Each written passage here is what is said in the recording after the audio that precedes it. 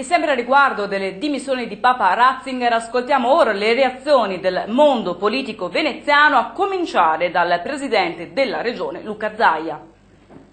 È una notizia che lascia attoniti, ovviamente è una notizia unica anche storicamente dalle informazioni che abbiamo.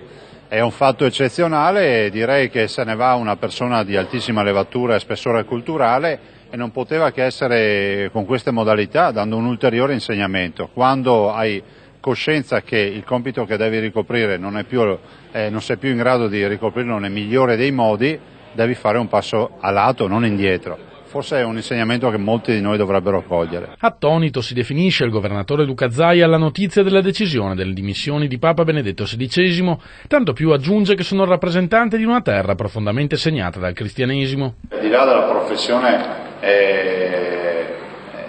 che ognuno di noi fa della propria fede, è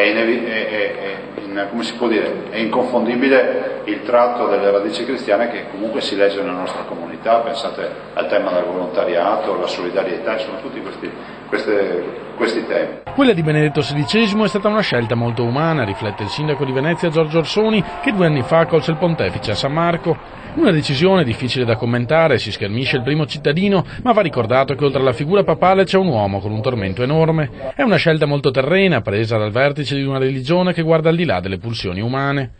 Per il filosofo Massimo Cacciari si tratta invece di una decisione inattesa ma forse inevitabile.